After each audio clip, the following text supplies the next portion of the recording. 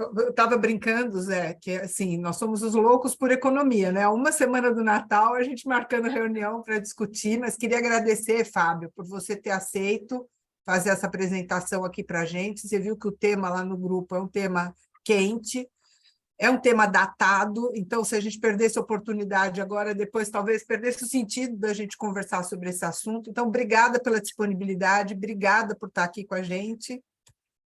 E está com você a palavra. Obrigado, Cris. Obrigado, Zé. E obrigado por vocês estarem aqui para a gente poder conversar sobre regra fiscal. Para mim é um prazer grande falar sobre esse assunto. E também é um prazer grande estar aqui no Mangaba, ainda que virtualmente. Logo a gente faz outras reuniões presenciais. E agradecer sempre muito a Cris e ao Zé por fazerem existir o Mangaba, que é um locus muito bom de troca de ideias. E foi ótima a ideia de grupo do WhatsApp também, porque a interação aumenta, é uma interação rica.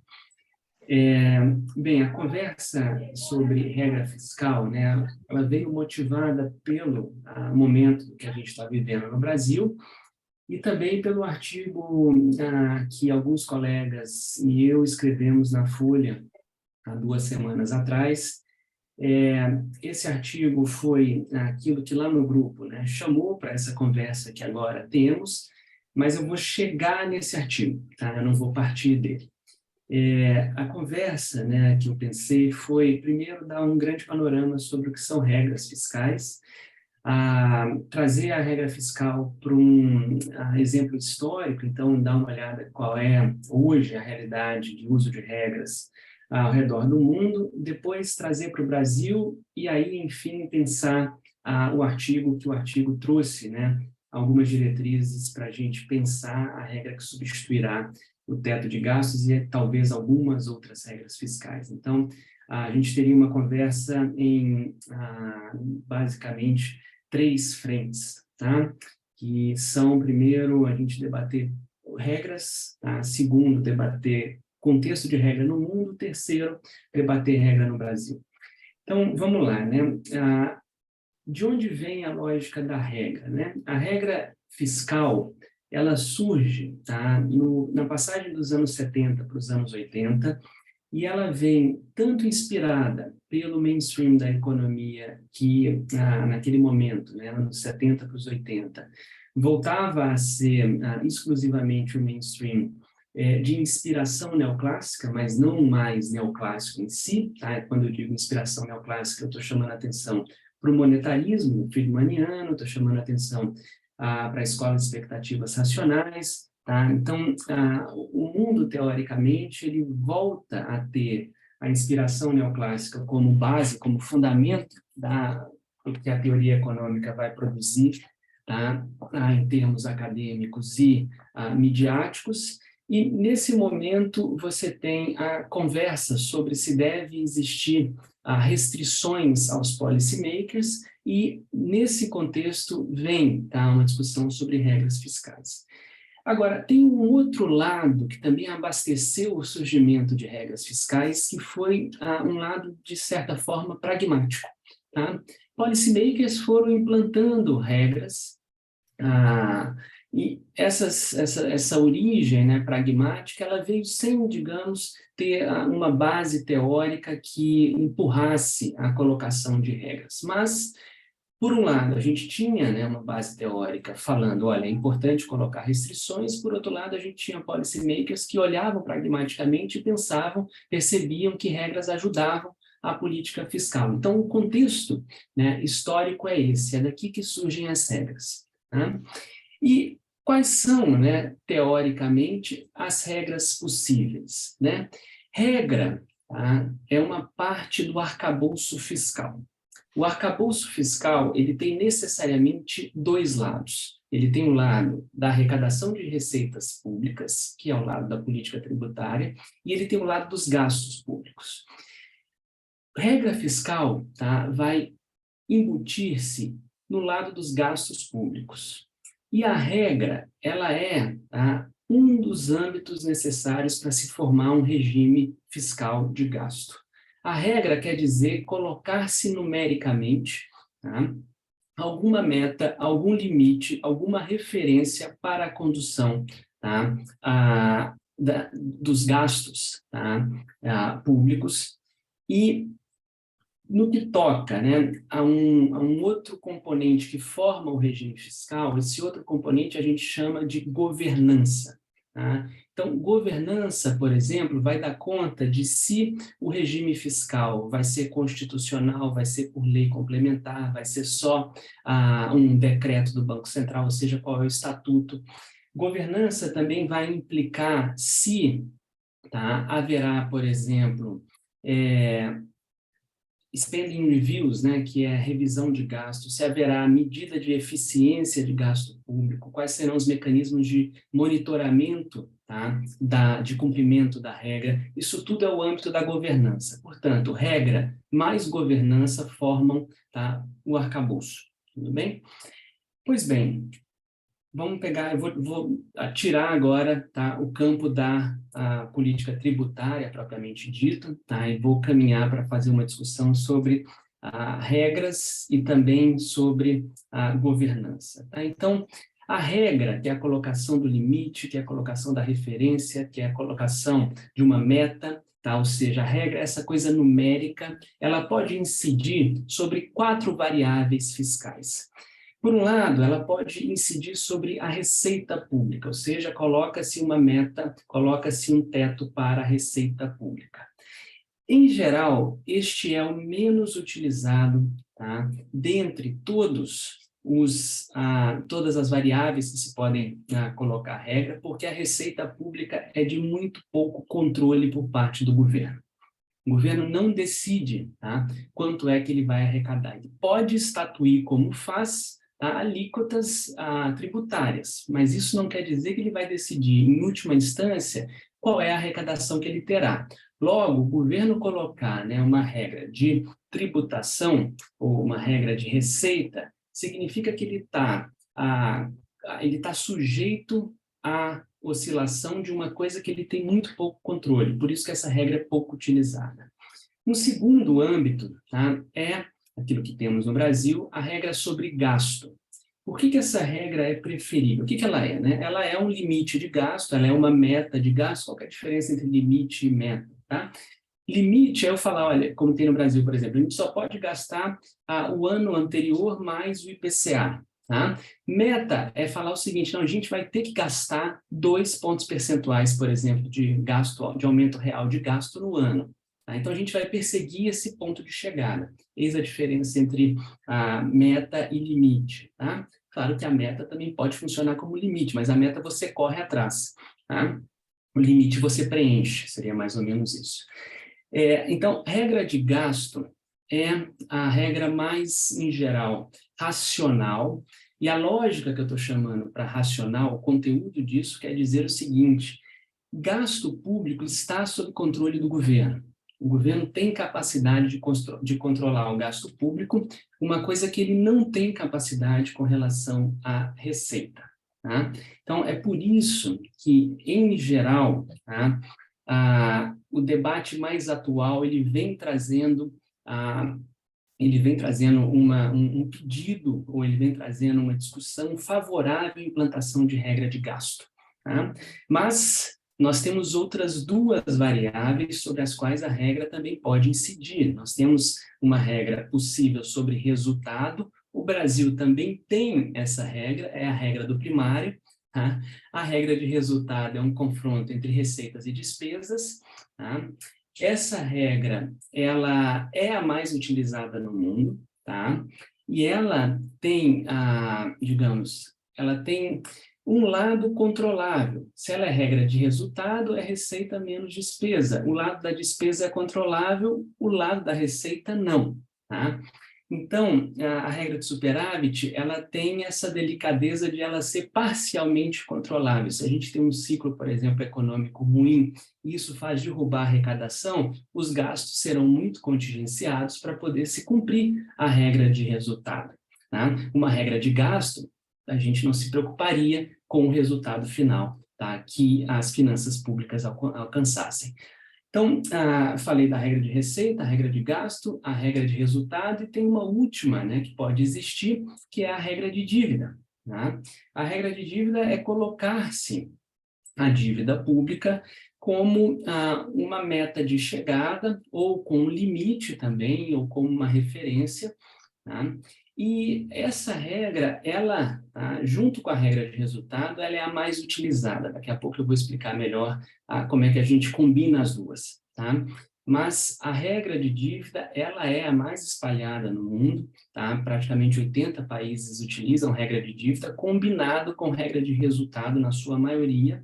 Tá? Mais ou menos 40 países usam essa combinação. Regra de dívida com regra de gasto, nós temos os 80 países que usam regra de dívida, com alguma coisa em torno de 30 países que usam regra de gasto. Tá? Agora, o problema da regra de dívida, que embora tenha sido, melhor dizendo, aqui no Brasil, uma regra que tenha aparecido muito forte como aquela que deveria substituir o teto de gastos, o problema é que a dívida pública, tá? Ela também é um resultado. A dívida é um estoque que decorre de diferentes resultados. Tá? Então, a política monetária, que não tem nada a ver com fiscal, impacta a dívida pública. A política cambial, que não tem a ver com fiscal, impacta a dívida pública. E a política fiscal também vai impactar a dívida pública. E mais do que isso, né, a dívida pública, ela também é um instrumento de política econômica. Vejamos agora o passado recente, fosse a crise de 2020 ou fosse a crise de 2008, né? A dívida pública foi utilizada como mecanismo, como instrumento para, por exemplo, desalavancar balanço de instituição financeira. Ela foi utilizada como instrumento para poder colocar liquidez no mercado financeiro e evitar restrição de crédito. Mais do que isso, né? Foi utilizada em operação twist como mecanismo de se tentar baixar juro longo. Tá? Então, a dívida pública é um instrumento de política econômica também. Colocar um limite sobre a dívida pública significa limitá-la enquanto instrumento. Tá? Tem esse ponto fraco. Mas a dívida como parte da política fiscal, como regra da política fiscal, tem uma coisa que é interessante, e eis o chamariz que ela tem para ser tão utilizada, que ela é o resultado mais conhecido em termos de resultado fiscal. Então, por isso se convenciona trazê-la como a variável-chave da política fiscal, é como se ela fosse a síntese, né, daquilo que foi a política fiscal. Por isso que ela é mais utilizada no mundo inteiro. Tá? Então, são essas as variáveis sobre as quais se pode colocar uma regra, um número, um limite, uma referência. E qual é o interesse em se fazer regra, né? Bem, a regra, ela traz a credibilidade para a política fiscal, sabe-se que há um limite, que há uma referência daquilo que o fiscal deve buscar. A regra traz transparência para o fiscal, tá?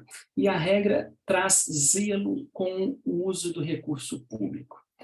A somatória dessas três frentes, credibilidade, transparência e zelo, significa um fiscal mais forte, tá? Um fiscal que ganha credibilidade e tem capacidade daí de guiar, tá, a sociedade, a economia, na direção em que esse fiscal apontar. Deixa de ser um fiscal casuísta.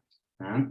Então, é daqui que vem, né, os benefícios que a regra traz, que se espera que ela traga. Né?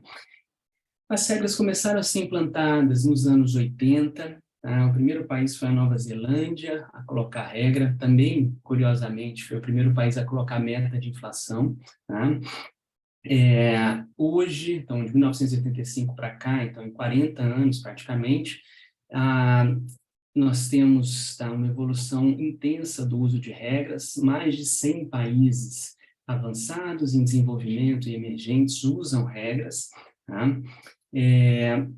E como eu comentei com vocês, a combinação mais utilizada é regra de dívida com regra de resultado. Regra de dívida, 80 países usam. Regra de resultado, mais ou menos 40 países. Correndo atrás e evoluindo, tá, com alguma rapidez, tem a combinação regra de dívida com a regra de gasto. Tá? Regra de gasto utilizada por 30 e poucos países. Tudo bem? Brasil nessa história, né? O Brasil é sempre um caso engraçado. Por quê? Porque o Brasil tem 12 regras fiscais. Não vou discutir todas as regras, mas o Brasil tem 12 regras fiscais, né?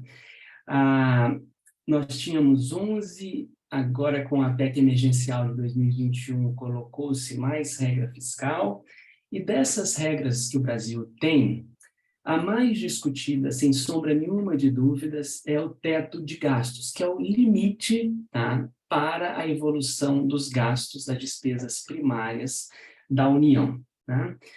Essa regra ela é a mais discutida, em parte pelo momento em que ela veio, 2016, processo de impeachment de Dilma Rousseff. Praticamente a primeira coisa que o governo Temer faz é a colocação da regra do teto de gastos. A lógica de se colocar o teto de gastos, né, ela foi alimentada por duas frentes, por uma frente que era conjuntural, que olhava para as finanças públicas no governo Dilma e falava: as finanças públicas passaram por forte deterioração, então a gente precisa colocar uma medida de resolução, que a gente chama na economia de consolidação fiscal. É preciso colocar uma consolidação fiscal rápido, eis do teto de gastos. Por um lado, então, vinha essa análise de conjuntura, por outro lado, né, patrocinadores do teto também sempre discutiam uma coisa que eu acho um absurdo, mas discutia-se isso, que é o seguinte: a Constituição não cabe no orçamento, né? Então, a economia pautando a República, uma coisa problemática, né? De princípio, né?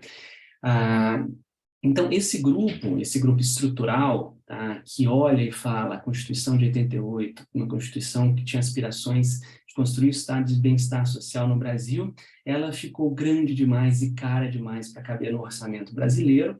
Tá? Então, para a gente poder limitar a Constituição, façamos uma reforma nela própria, limitando o quanto que se pode gastar ao longo do tempo. Então, esse lado conjuntural com esse lado estrutural se somaram, e daí vem o teto de gastos. Tá? E o teto de gastos também é muito discutido porque ele entrou em vigor, né, em 17, tá? E o único ano, efetivamente, ou os dois únicos anos em que o teto de gastos efetivamente vigorou, sem burla, sem furo, tá? Foram 17 e 18. Na pílula de 18, tá? No projeto de lei orçamentária anual de 18 para valer em 19, tá? Então, para construir o orçamento de 19, o teto de gastos já foi burlado. Tá? Na pílula, tá? Em 2018, já se colocou que em 2019, para se cumprirem as obrigações do INSS, né, o Brasil em crise, a gente tem aumento de gasto com a Seguridade Social, tem redução de arrecadação. Para fechar a conta ali, a gente precisaria utilizar de créditos extraordinários. Houve uma discussão grande, o TCU deu o aval, então o uso de 219 bilhões de créditos extraordinários já foram previstos em 2018 para vigorar em 2019 foram utilizados. Então, ali a gente já teve a primeira burla do teto de gastos. Depois, em 2020, tivemos o orçamento de guerra, né, absolutamente necessário, tudo bem? Em 2021, nós temos duas burlas. Primeiro, a PEC emergencial, tá? Que coloca a implantação da continuidade do auxílio no Brasil um montante de 10% praticamente do que fora em 2020. E em 2021 nós temos uma outra burla ainda, tá, no final do ano, que é a PEC dos precatórios. Em 2022 a gente tem outra burla, que é a PEC, essa com vários nomes, né? A PEC do fim do mundo, a PEC das bondades, a PEC kamikaze, a PEC do segundo turno, tem para todos os gostos. Então, pensemos, né? O teto de gastos passa a vigorar em 2017, tá? E de 2018 em diante tem-se burlas ao teto de gastos. Isso porque, né, o teto de gastos é inexequível, né? Então, o teto é muito discutido, além do momento, além das suas, digamos, os seus patrocínios, quem auspiciou o teto de gastos, aquela posição conjuntural, aquela posição estrutural que se somam, no fundo, para reduzir o Estado brasileiro, né? E terceiro, pelo teto ser sempre furado, né? O teto é sempre a regra mais discutida, né? Não deveria ser só ele, né, debatido, mas ele é o mais debatido. E nesse instante, chego já na parte final da nossa conversa, para a gente poder fazer uma discussão, né, sobre uma interação maior. E nesse momento, então, se debate, né, qual será a próxima regra fiscal brasileira. A gente ainda não tem muito claro se virá via PEC da transição, tá, que tem um dispositivo que exige que se repense a regra fiscal brasileira até o final até agosto de 2023. Agora, se a PEC não passar, se a gente tiver alguma outra história futura, né, para ser construída, a discussão sobre regra continuará fervilhante como está, né? E aí, o que é que eu e alguns colegas elaboramos como diretrizes para a formulação de uma regra no Brasil? Foi o artigo da Folha de São Paulo, né? Nós pensamos o seguinte, né? Primeiro, o Brasil tem que simplificar o conjunto de regras que tem.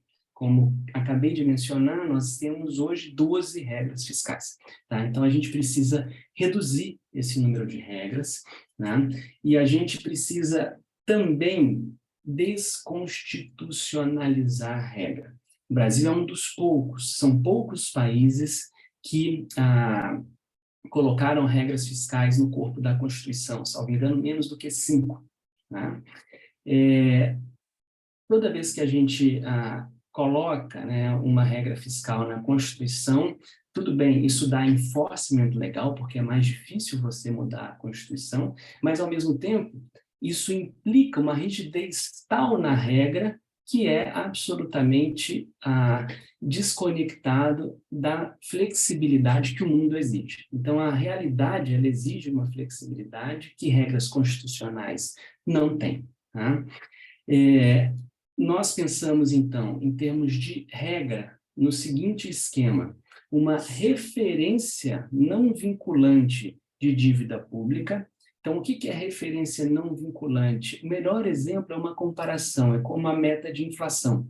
A meta de inflação ela é uma referência a ser buscada, mas se, por algum acaso, a meta não é alcançada, a gente não tem prisão, não tem punição, a gente não tem reenquadramento forçoso, rígido. Tá? A gente tem o quê? A gente tem uma coisa que o direito chama de ônus argumentativo. O presidente do Banco Central vai ter que escrever uma carta para o ministro da Fazenda, quando a meta de inflação é ultrapassada, e vai ter que ser sabatinado no Senado, explicar o que aconteceu. Tá? Na economia, a gente chama isso de ônus reputacional. Eu prefiro o ônus argumentativo, a linguagem do direito, nesse caso, me é melhor. Mas por que a gente propõe uma referência de dívida? Bem, agora há pouco nós conversamos sobre os vários fatores que impactam a dívida pública, né? E se esses fatores alheios à política fiscal, por exemplo, fizerem com que a nossa dívida pública chegue no limite estabelecido, caso tenhamos um limite vinculante, que precise necessariamente ser cumprido, doe o que doer, né? Por exemplo, se tem uma crise internacional, por causa dessa crise internacional, todo mundo fica mais arisco. Quando as pessoas ficam mais ariscas, taxa de juros sobe, que é o prêmio da preferência pela liquidez. Quando taxa de juros sobe, o serviço da dívida pública vai crescer. Se o serviço de dívida pública vai crescer, isso significa que o governo já vai ter, a despeito da sua condução de política, ele já vai ter gastos maiores. Se esses gastos implicarem déficit, e se esse déficit já ocupar o espaço até o limite de dívida, acabou. O limite de dívida acabou de ser um limite absoluto, inclusive para a implementação de políticas que poderiam arrefecer a recessão. Tá? Só para comentar que aqui, vejam, a gente poderia ter, se o limite fosse vinculante de dívida, né, a gente poderia ter a ocupação desse limite por um fator que não teve nada a ver com a política fiscal. É a recessão, e com a recessão o pedido de juros maiores por parte de investidores. Tá? Então, é por isso que nós não somos favoráveis à colocação de limite de dívida pública. O limite de dívida pública ainda vai trazer um ônus político muito grande, por exemplo, como acontece numa economia muito mais madura do que a nossa, numa democracia muito mais madura do que a nossa, que é a americana, não é a mais madura do mundo, mas comparável à nossa, tá? É bastante mais. Lá, toda vez que a gente percebe a necessidade de se ampliar o teto da dívida, né, o debate sobre shutdown, por exemplo, da máquina pública aparece. Em 2013, aconteceu o shutdown da máquina pública em outubro de 2013 nos Estados Unidos, porque não se conseguia negociar congressualmente o aumento do limite. Bem, a gente pode evitar esse tipo de coisa. Daí que a gente sugere que o ponto de chegada da nossa regra seja um referencial de dívida, seja um número que nós queremos chegar na dívida em relação ao PIB, tá? Para daqui a 5 anos, alguma coisa assim. Isso daqui deve vir em lei complementar, tá? Abaixo da constitucional, e deve circundar, tá, em muito a lei de responsabilidade fiscal, que já é um excelente marco regulatório das finanças públicas brasileiras. Então, a gente pode gravitar em torno da LRF para o estabelecimento desse arcabouço, né? Bem, mas se a referência é chegar em determinada relação dívida-PIB, como é que a gente vai operar para chegar lá? Qual é a variável operacional? A gente propõe naquele artigo gasto. Né? Por quê? Porque é a variável sob controle. Mas gasto quer dizer que nós precisamos colocar uma regra tal qual é o teto de gastos? Não. Tá? A gente propôs ali que o gasto tivesse crescimento real, tá? Então o gasto em agregado ter crescimento real, algo que hoje o teto de gastos não permite.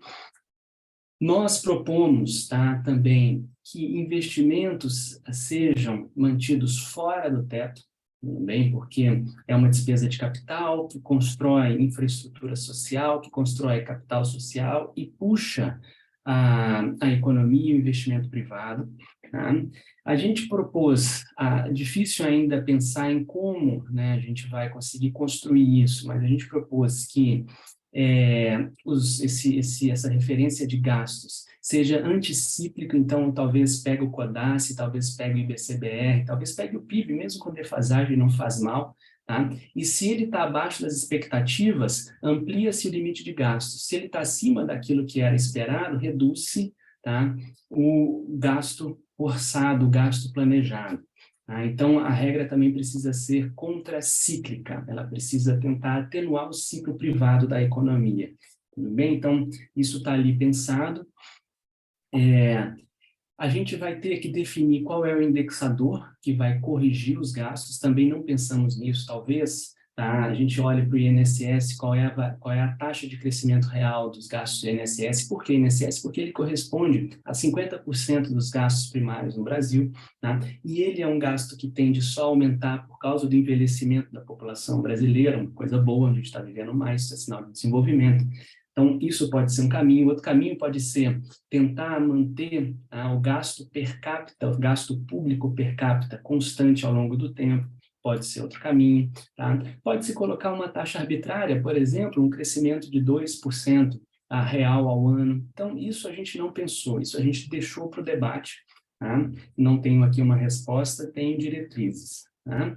Além disso, né, a gente pensou nos elementos da governança. E esses elementos da governança, que fazem parte, então, governança e regra do arcabouço fiscal, do regime fiscal, duas coisas são cruciais. Um é monitoramento, tá? Isso nós temos no Brasil, a CGU faz isso bem feito, e a TCU também faz bem feito, então nós temos órgãos de controle externo que fazem bom acompanhamento e monitoramento, mas a gente precisa estatuir agora duas coisas. Um é a avaliação, né, de políticas públicas realizadas, e a avaliação abastecendo alguma coisa que se chama Spending Review, que é a revisão de gastos, tudo bem? Isso daqui vai permitindo que o país vá adequando os seus gastos de acordo com o que são as necessidades e as prioridades do país ao longo do tempo. Tá? Hoje, no Brasil, nós temos uma rigidez muito grande nos gastos, tá? A rigidez chega a 92% do orçamento, e por causa dessa rigidez tremenda, né, toda vez que a gente precisa ajustar, a conta sempre vai fechar nos gastos discricionários, sabemos disso muito bem, e o principal gasto discricionário que um país tem é investimento. O investimento hoje no Brasil líquido é negativo, ou seja, a gente sequer paga a depreciação, sobrou. Tá? Para ser feito, isso não é de hoje, desde a época de ajuste, tá? Para superávit primário, para bater a meta de primário, já era assim. Tá? Mas com o teto de gastos, aí ficou só assim. Tá? Por quê? Porque quando a gente está numa regra de resultado, se a gente tem arrecadação alta, que é surpreendente, por exemplo, o preço de petróleo sobe, a commodity vai muito bem, a gente faz refis, se sobe a arrecadação, eu bato a meta de resultado, controlando pela arrecadação, pela grana que veio de forma surpreendente. Tá? Quando eu não tenho isso, tem uma regra de gasto, eu vou ter que ajustar para caber dentro do teto da maneira que der. E aí a maneira que dá é onde tem o gasto discricionário, investimento ali dentro como principal variável, é ele que é sempre controlado. Tá? Então, com o spending review e avaliação de política, né, de eficiência de política, de resultado de política, a gente talvez consiga mudar o que são os gastos, né, a rigidez de gasto e a finalidade desse gasto ao longo do tempo, de acordo com o que é necessário no país. Tá? Então, nós também pensamos nesse sentido. Tá? Por fim, a gente não, quando eu digo a gente, estou pensando no grupo, tá, que escreveu o artigo, Mônica De Bolle, a Débora Freire, da UFMG, tá? Eu, Nelson Marconi e o Marco Brancher, Nelson Marconi da FGV, e o Marco Brancher está fazendo mestrado e vai entrar no doutorado em Harvard agora. Então, quando a gente entra no lado da reforma tributária, ou seja, no campo da política tributária, que é uma parte sempre esquecida do fiscal, tá? A gente não delineia muita coisa. Por quê? Porque a nossa intenção era, por um lado, desenhar diretrizes para o regramento, tá, fiscal no lado dos gastos e do resultado, e a gente queria lembrar, trazer para o debate, que toda vez que a gente falar de fiscal, o fiscal não é só primário. Então, no Brasil, há um vício tremendo, né? E há um espaço de poder, não temos dúvida disso, há um vício tremendo em olhar especificamente para os gastos primários. Tá? Só que um lado que é crucial do fiscal como um todo é o lado da arrecadação de recursos. Então, ali a gente não tinha, né, propostas para isso, mas a gente queria lembrar todo mundo de que quando se fala de fiscal é estritamente crucial trazer o tributário para a discussão, né? E aí é preciso fazer uma reforma tributária também. Então, aqui eu finalizo, né, não dei muita entrada na coisa da tributária, porque a gente não fez basicamente uma discussão específica sobre tributária, a gente pode conversar aqui agora, mas a gente faz menção para lembrar as pessoas de que falar de fiscal sem falar de reforma tributária é mambembe. Tá? Então, encerro por aqui, obrigado e vamos conversar. Fabinho, excelente.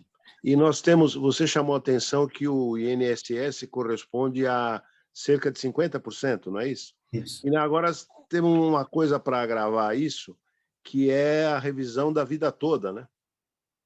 Isso.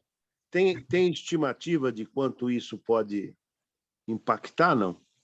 Não, certamente tem, Zé, eu não acompanhei, não tive tempo de pegar, tá? Eu até li, agora na Pilô, eu li há alguns dias, 15 dias atrás, eu li o anexo de riscos, tá? O anexo de riscos, assim, ele lista todos os riscos que podem implicar maior volume de gastos para o Estado. Ele é interessante para olhar, tá?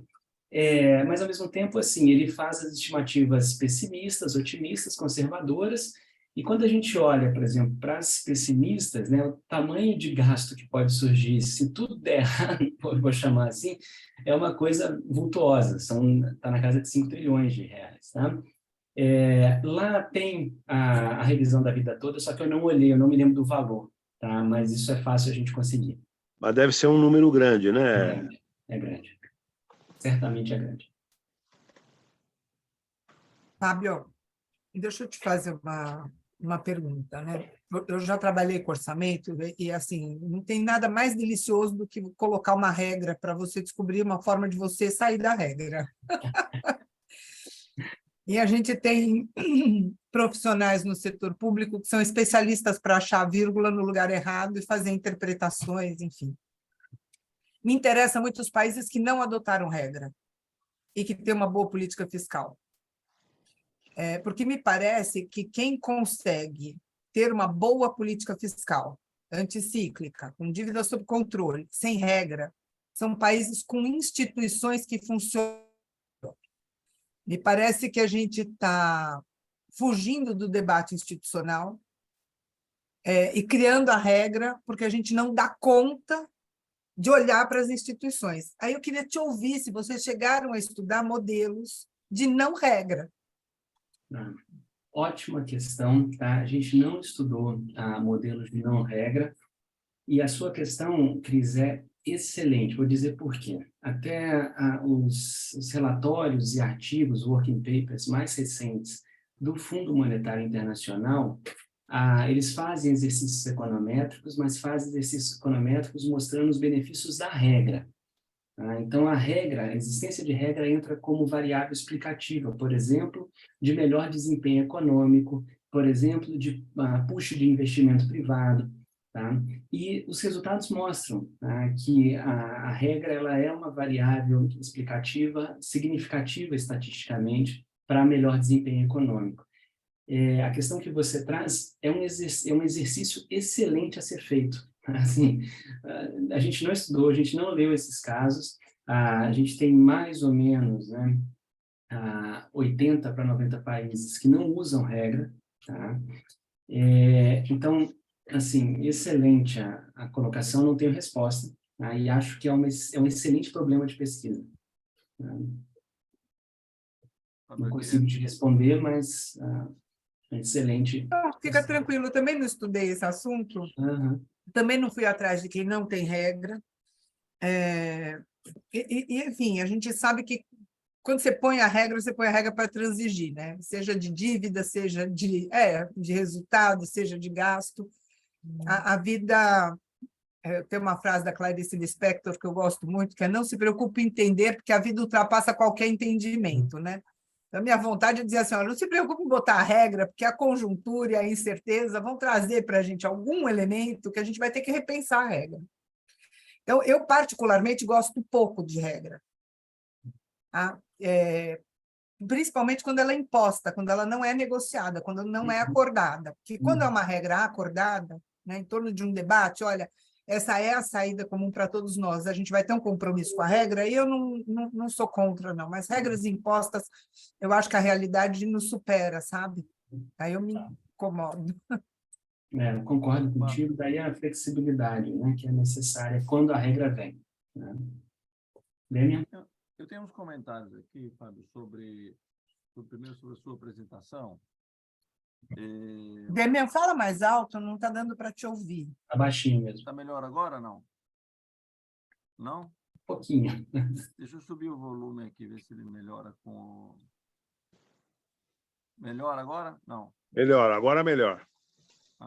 Ele aumenta o meu volume junto com o do microfone. O fone com o microfone, mas enfim. Tem alguns pontos aqui, Fábio, sobre a sua... O artigo, né, ele pincela bem rapidamente os conceitos, né, e a sua exposição aqui. Primeira coisa, eu acho que talvez valeria incluir nessa análise algo que me pareceu assim não tratado, entendo até que a literatura não trate, mas isso é uma opção em parte política da literatura, que é o seguinte: o que a regra vai causar do ponto de vista da disputa política por recursos? Isso acho que é uma coisa que tem que dizer explicitamente. Por quê? Porque fica parecendo que a regra é uma questão neutra, asséptica, da sociedade em geral, e dependendo de como ela é desenhada, alguns setores se protegem, outros são prejudicados, determinadas políticas são dificultadas, determinadas políticas são facilitadas. Então, acho que tem que pôr um conteúdo, de dizer, olha, o desenho da regra, ele deve levar em conta onde se quer chegar. Nesse sentido, por exemplo, eu acho que dá até para questionar, pelo menos usar o caso brasileiro como um questionamento, o fato de que a última regra criada, o teto de gastos, não produziu o resultado de aumento de zelo. Isso foi falso. O perfil do gasto público piorou. E o teto de gastos, na minha leitura, não foi apenas inócuo. Ele contribuiu para piorar o perfil de gasto. E por quê? Porque o teto de gasto, basicamente, colocou algum grau de constrangimento sobre gastos vamos dizer, garantidos na linha de um Estado mais social, procurando chegar e dizer, você vai ter que conter educação e saúde, e principalmente porque ele terminou por fazer com que vamos dizer, o gasto corporativista, o gasto do custeio da máquina continuasse seguindo seu rumo, e o ajuste foi feito no investimento. E você provocar a deterioração da infraestrutura pública do país é o oposto de zelo. Isso não é zelo, isso é descaso, isso é má gestão. E foi o que o teto de gasto fez. O nível de gasto público direto caiu de 1,2%, 1,3% do PIB, que já era baixíssimo, para 0,3%, para nada. Então, acho que assim, até se for tratar academicamente, eu acho que a questão do zelo, a literatura diz, mas não é necessariamente verdade. Dependendo do perfil da regra, a regra pode piorar o perfil do gasto. Esse é um primeiro comentário que eu faria. Segundo, vocês mencionam ali a regra de gastos como sendo a mais razoável, porque o que o Estado tem poder discricionário. Eu também relativizaria isso. Por quê? Porque o Estado, entendido no seu conjunto, ou seja, não ali o secretário executivo do Ministério do Planejamento, mas o Estado, ou seja, o Poder Executivo, o Poder Legislativo e o Poder Judiciário, é o Estado quem tem poder também discricionário sobre a regra tributária. Senão, quem que tem? Certo? A regra tributária está sob poder discricionário do Estado. Então, eu prefiro as regras de saldo. Por quê? Porque na regra de saldo, você pode fazer um ajuste pelo gasto, mas você pode fazer um ajuste pela receita. Por exemplo, o impacto da CPMF no aumento da dívida pública, do fim da CPMF, foi maior do que aquilo que a literatura liberal destaca o tempo todo, que foram as desonerações de folha. Foi bem maior. Se você pegar o período acumulado, estamos 10, 15 anos sem CPMF, dava mais de 1% do PIB. E as desonerações de folha deu 0,6% por aí. Então, por exemplo, a CPMF não é um instrumento para você discutir resultado, para você chegar em uma meta fiscal? Acho que deve ser. Né? Então, eu não prefiro a regra de gasto do que a regra de meta. Um outro argumento também pelo qual a regra de meta me parece melhor é que é a experiência brasileira. Foi a única que funcionou. É o que nós tínhamos desde da Lei de Responsabilidade Fiscal. Existia uma meta gerencial de reduzir a dívida, não era uma meta legal. Né? A dívida chegou ali no fim do governo Fernando Henrique a 60% do PIB, dívida líquida. Né?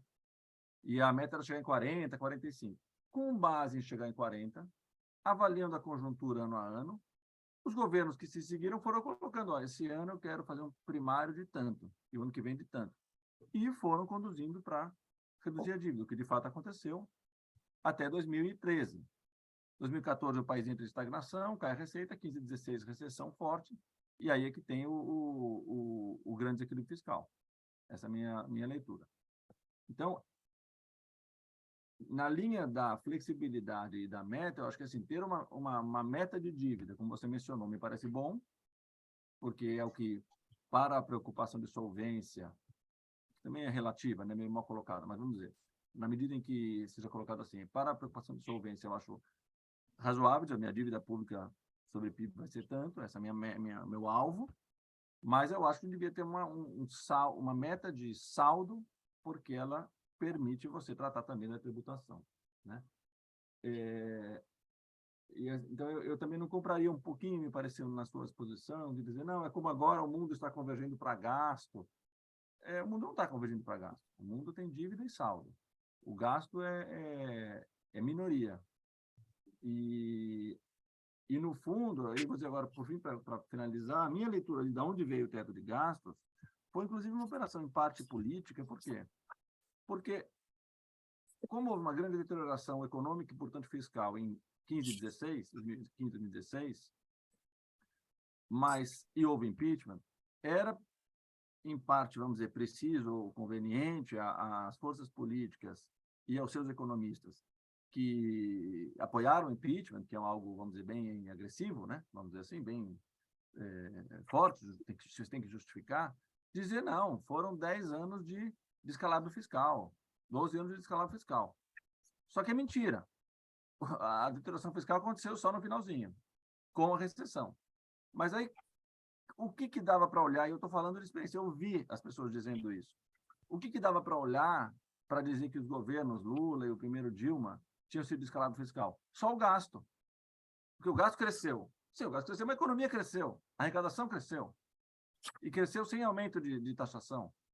Mas aí, não, eu olho só o gasto, porque o gasto é o problema. Aí quando você olha o gasto cresceu, entendeu? Em vez de olhar o saldo. É óbvio, vamos dizer, chega a ser ridículo, na minha opinião, falar em solvência olhando só do gasto. Certo? Nem o português da padaria olha a solvência da padaria olhando só o gasto dele. É óbvio que tem que ser saldo, né? Se está falando de solvência. Mas ficou essa questão do gasto. E aí, me parece que houve junto uma conveniência e uma preferência política por conter o estado de bem-estar social. Eu não quero mais gasto porque isso vai virar imposto lá para frente. Então, por isso, eu pegaria a questão do saldo. E, por fim, só um comentário sobre o comentário da Cristina. Eu acho que não é realista hoje não ter uma nova meta, entendeu?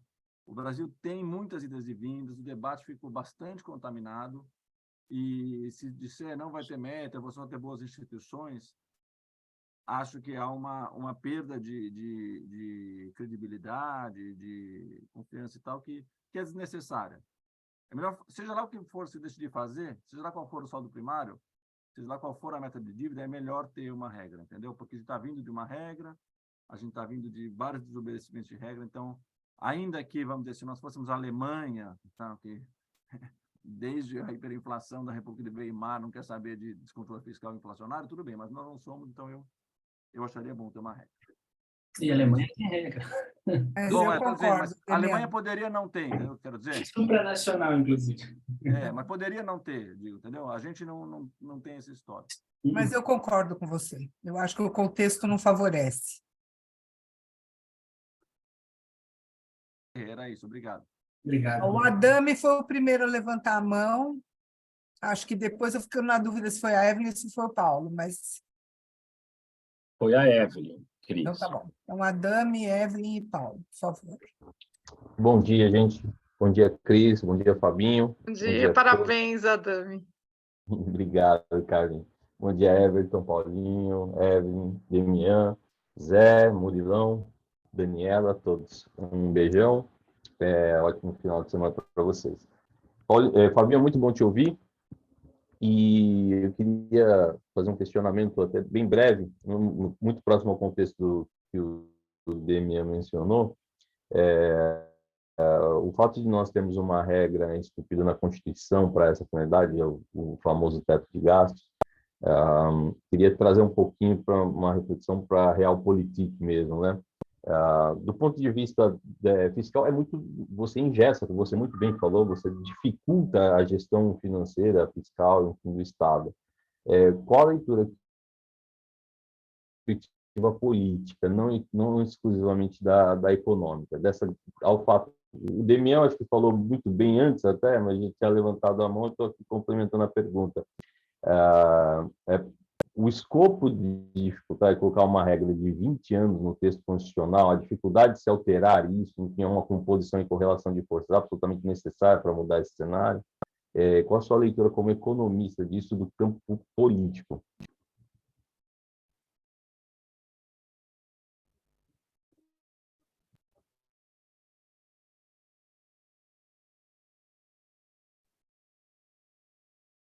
Acho que a gente pode fazer questões, né?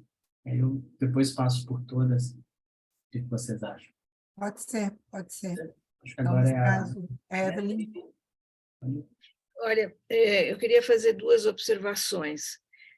Uma delas, que eu não vi aqui e que me parece ser importante, é o seguinte: nesse período que vocês disseram que, de fato, não houve zelo, houve um outro fenômeno que ocorreu e que eu acho que reforça essa falta de zelo, que é a ausência do planejamento, né?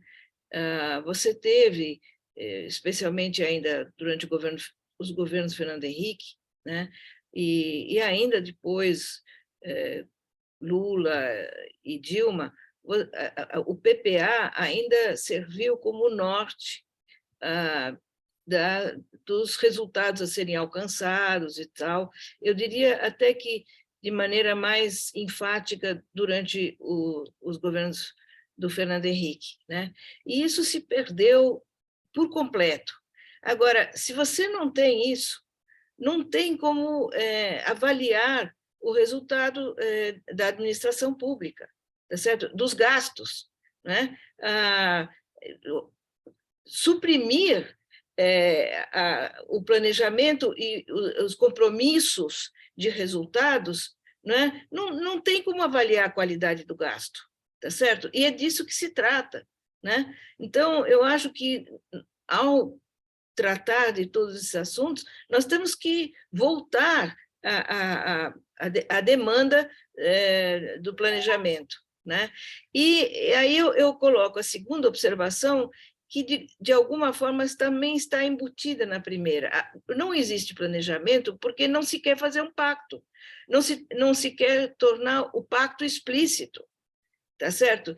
E se não se quer tornar o pacto explícito e fazê-lo, etc., eu não vejo como existir sem regras, Cristina, entendeu? Porque embate político que nós temos no país é muito grande. Então, eu acho que sem regra explícita é mais difícil ainda a gente alcançar esse pacto.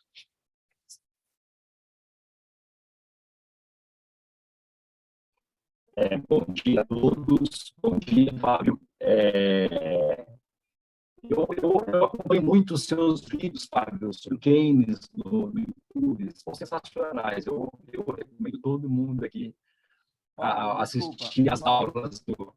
Paulo, está cortando muito a sua voz, talvez se você tirar a imagem, o canal de internet... É porque eu estou sem internet em casa e eu estou tirando a internet do celular. Não, digo, se você tirar a sua imagem... Eu não sei se melhora. Melhora. Ótimo, perfeito.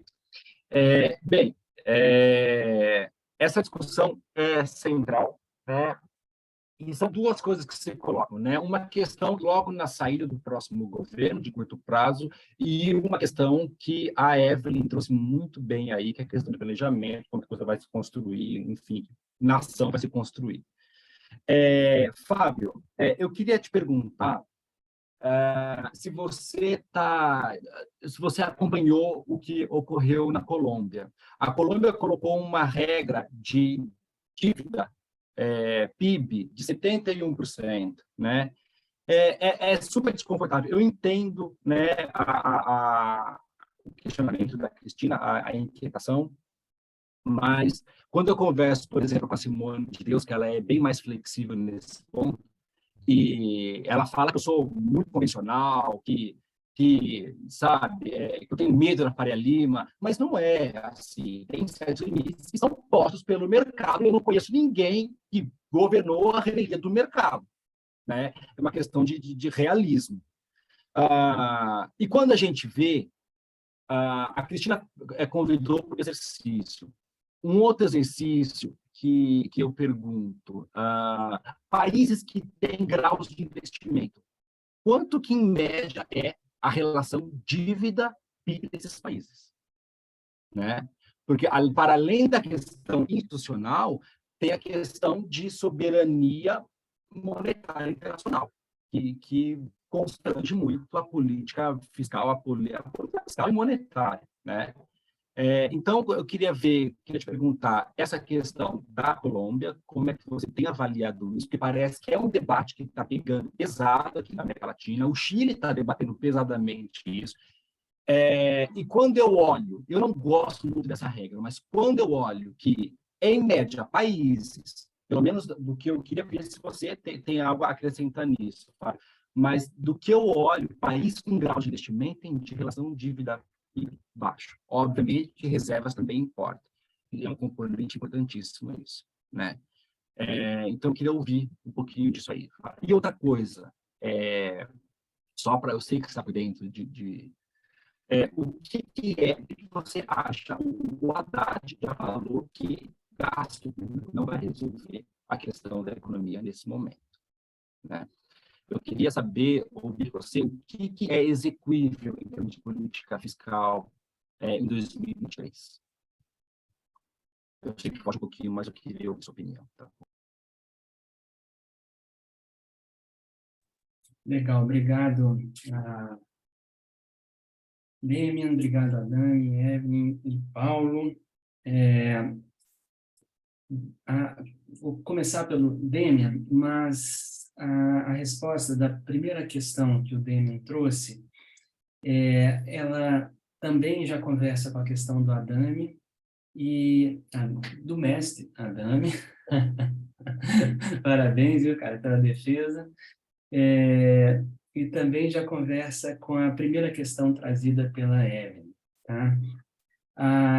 Demian, sua primeira questão, você trouxe algo que é crucial e que tem duas dimensões, né? A sua primeira questão foi, basicamente, sobre os conflitos que surgem quando você coloca, por exemplo, um teto de gastos. Tá? O debate subjacente, um dos debates subjacentes à colocação do teto de gastos no Brasil em 2016 era o da eficiência alocativa. Eficiência alocativa, para quem é economista, tá? A gente faz, sei que nem todos aqui são economistas, mas para quem é economista, são aqueles exercícios de otimização, por exemplo, que nós fazemos com maximização, minimização, tá? São os Lagranges que nós calculamos. E a lógica que vinha dos propositores do teto de gastos, os estruturais e os conjunturalistas, tá? Essas duas correntes que estavam ali naquele momento falando, olha, precisa resolver o problema fiscal rápido, tá? A lógica que os guiava era de eficiência alocativa, como se colocar sapato apertado fosse fazer com que a pessoa deixasse de ter o pé grande. Tá? Não vai acontecer isso, é claro que o sapato vai furar. E, obviamente, furou. Tá? A lógica de alocação, de eficiência alocativa, é uma lógica estritamente de inspiração neoclássica, embora os neoclássicos tenham morrido lá quando Keynes os matou, e o que a gente tem hoje são inspirações neoclássicas, ele continua abastecendo, teoricamente, novas teorias. Né? Mas qual que era a lógica? Coloca-se um limite máximo de gastos e aí o Congresso, sei lá, alguma expertise fará com que os gastos vão se tornando mais eficientes ao longo do tempo. Né? Não é a perspectiva com a qual nós trabalhamos. Nós trabalhamos, né, esse grupo que fez essa proposição, e a gente discutiu, inclusive, isso muito ali nas nossas reuniões, nós trabalhamos com conflito distributivo. Então, a lógica de conflito distributivo é uma lógica absolutamente diferente da lógica da eficiência alocativa. Né? A gente não trabalha com ótimo de Pareto, todos aqueles pressupostos teóricos. O teto de gastos, ele acirra conflito distributivo no corpo do orçamento. E aí, eu não preciso mais trazer nada porque você já trouxe. Né? Os grupos que são mais bem equipados, os grupos que são mais bem preparados, vão conseguir ocupar o pouco espaço que tem. Né? Grupos que não conseguem se articular bem vão perder espaço. Né? Olha o que está acontecendo, por exemplo, com os militares. Claro que esse governo também tem um viés vis-à-vis das universidades federais. A universidade perde espaço. Né? Por melhor que seja, a Andifes não dá para disputar com as Forças Armadas, que em todos os governos foram fortes. Me lembro colegas do Tesouro dizerem, lá atrás, os caras só querem carrão, vai comprar carro para o Ministério, eles querem Mercedes, e conseguem e tudo mais. Então, isso é a lógica do conflito distributivo. O teto de gastos, como ele impede o crescimento real de receitas no global das despesas primárias, excluindo algumas, né? Para você aumentar em termos reais seu poder, né, sua alocação, você vai ter que tirar do outro lado. E aí o lado que for mais bem organizado vai conseguir aumentar.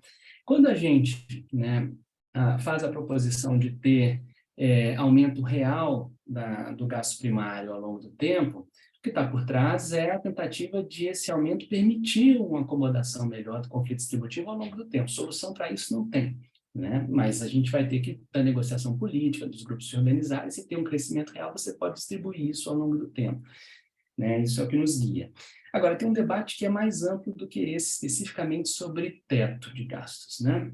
Ou regra de gasto, que é o debate que você também trouxe, apareceu na fala da Evelyn e foi a fala do Adani também, que é, veja, o fiscal ele tem 3 lados. Ele tem o lado, se a gente for pegar assim para sintetizar, né? Se a gente for usar aqui uma heurística, né? Ele tem o lado da arrecadação de recursos. Ele tem um lado primário, que é a prestação de serviço público, e ele tem um lado financeiro, que é, basicamente, custo de carregamento de serviço da dívida pública. Esses 3 lados, eles estão no jogo o tempo todo, porque, por exemplo, quando a gente faz uma regra de resultado, ou de saldo, como você disse, o lado da arrecadação é o lado das receitas, o lado primário, né, dos gastos primários, menos as receitas primárias, vai gerar o resultado que vai ser comparado para fechar o orçamento no fundo, para ver se a gente chegou a uma necessidade de financiamento positiva ou negativa, tá, com os financeiros, o gasto financeiro, a despesa financeira que nós temos no governo, né, na União, e no setor público como um todo. Então, são esses 3 lados no jogo o tempo todo, mas vejam, insistentemente a discussão no Brasil só recai sobre primário. A gente até de vez em quando fala alguma coisa, nós, né, os economistas mais progressistas, a gente até lembra muito dos gastos financeiros, tá? A gente fala, olha, o nível de pagamento de juros sobre o PIB está alto, tá? A gente fala da reforma tributária, mas, de fato, o debate que é feito continuamente no Brasil é um debate que recai sobre o primário, seja via regra de resultado, seja via regra de gasto. Então, a regra que veio, tá, com a meta de superávit 98, depois cristalizada na LRF, ou seja, a emenda constitucional 95, só olhou para o primário. Agora, olha que interessante. Olha o conflito aqui do orçamento, mas o conflito ou a falta de pacto social, o conflito social aqui desse país. Quem são os mais beneficiados pela tributação muito mal estruturada que existe nesse país? Os mais ricos. Proporcionalmente, quem mais paga são os mais pobres, sabemos disso. Tá? Por que a gente não reforma isso? Bem, porque se os mais ricos são os mais beneficiados pela forma pela qual fazemos a política tributária, e se eles são bem organizados e têm poder, para que reformar? Para benefício deles. Financeiro. Financeiro é difícil limitar. Tá? Por exemplo, a teoria monetária, isso foi uma discussão que aconteceu no grupo há alguns dias, talvez ontem ou anteontem. É muito difícil a gente controlar uma curva de juros do país. Não que seja difícil fazê-lo.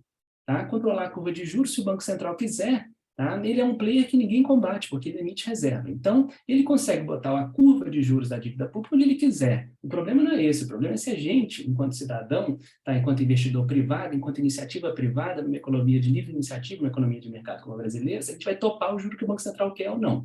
A gente pode dar saída barata para câmbio. Mesmo a gente pode olhar, né, falar, não, agora uma LTN está sendo marcada a 6, tá, eu não quero comprar esse título. Aí o Banco Central vai ficar, não pode fazer isso, porque a Constituição veda, mas no campo, em tese, o Banco Central vai ficar restrito o tempo todo a ter que financiar o Tesouro.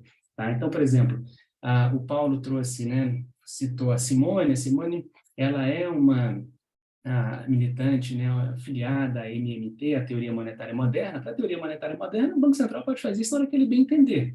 No fundo, né, o caso extremo, o exemplo aqui mais paroxista, a gente chegaria numa situação em que só o Banco Central financiaria o Tesouro Nacional, né? E isso tudo eu estou falando para o seguinte, né? As despesas financeiras, elas são de difícil controle de fato, elas estão muito mais sujeitas a um reboque que o Tesouro, né, faz com relação ao que os agentes estão pedindo para voluntariamente demandar em títulos, então é difícil limitar. Tá? Pois bem, se o tributário, né, no país é a benefício dos ricos e, portanto, não se tem interesse em mudar, se o financeiro, que é um outro lado, as despesas financeiras da União, tá, são mais de difícil controle, porque o Tesouro é um agente mais passivo nesse caso. Tá?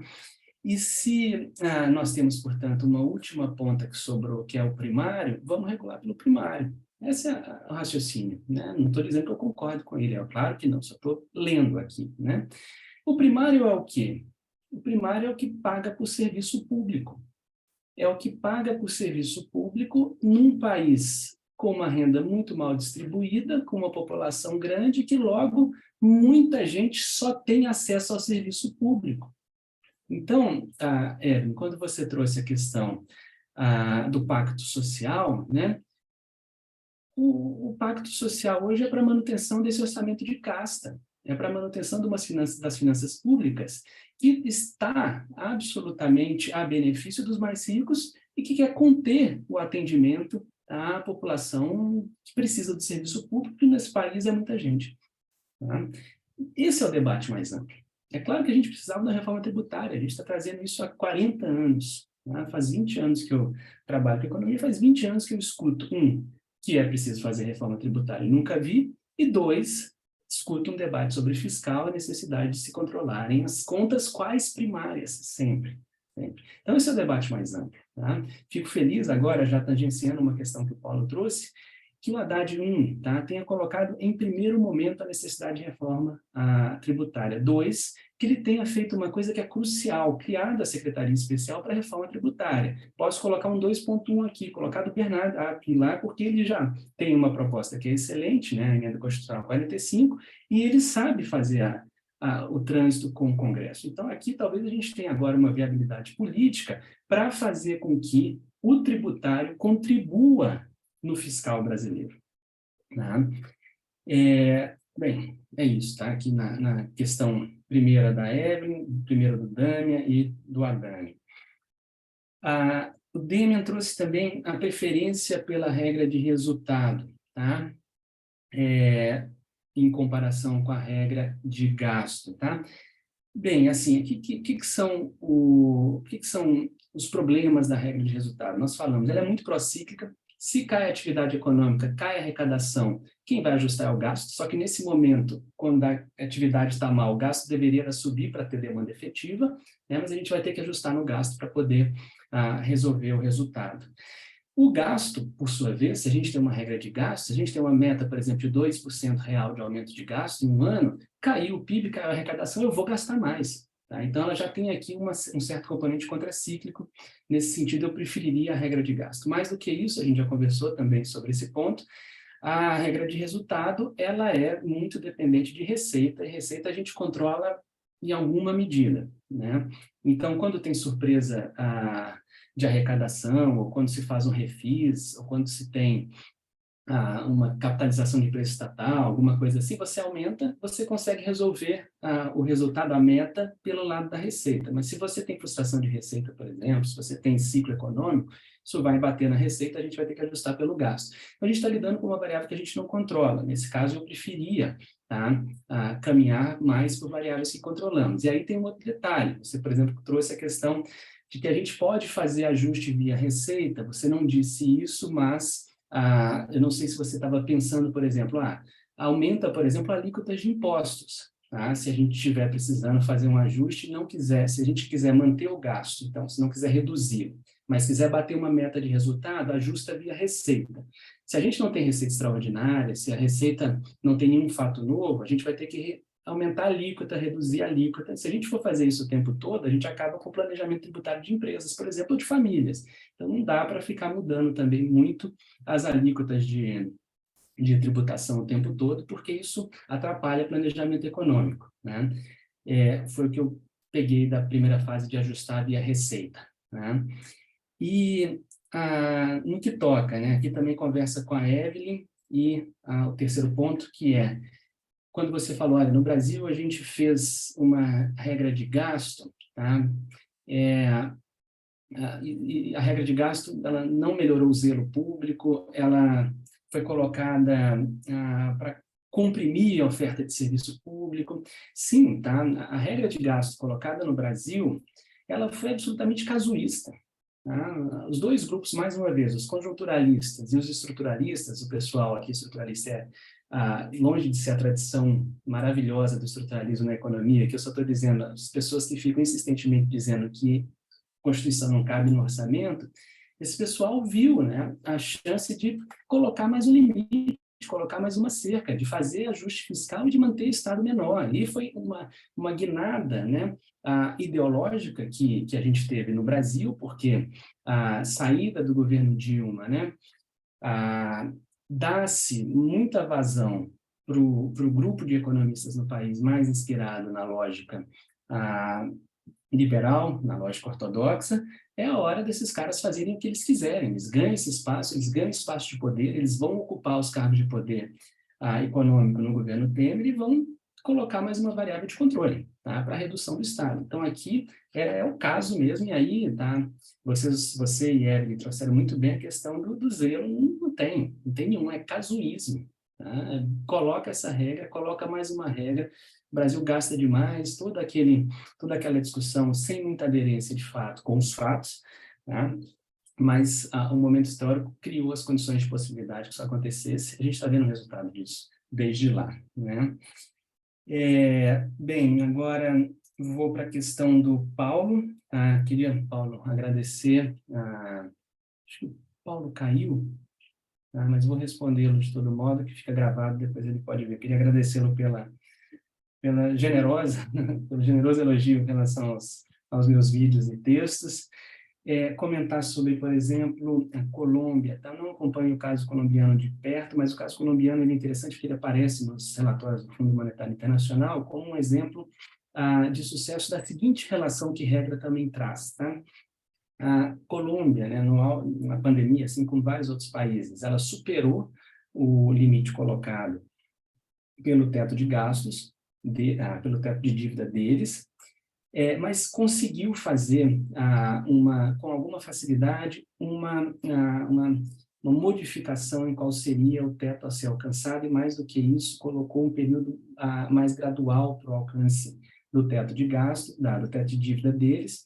Isso aconteceu com alguma facilidade, sem despertar muitas discussões, sem despertar muita análise de risco altista para endividamento na Colômbia.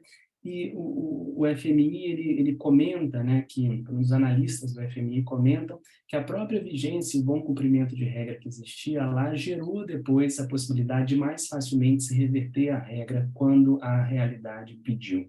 Tá? Tem um texto bem recente do FMI, depois eu posso mandar no grupo, que faz a análise dos vários casos de regra no mundo. Mostra, Dênia, que a regra de gasto não é minoria, tá? Ela tem crescido bastante e ela hoje está muito próxima da regra de resultado. Então, esse texto é bom para a gente olhar casos específicos, tá? Ainda que en passant, porque não se trata de analisar caso a caso especificamente, mas o conjunto das regras no mundo.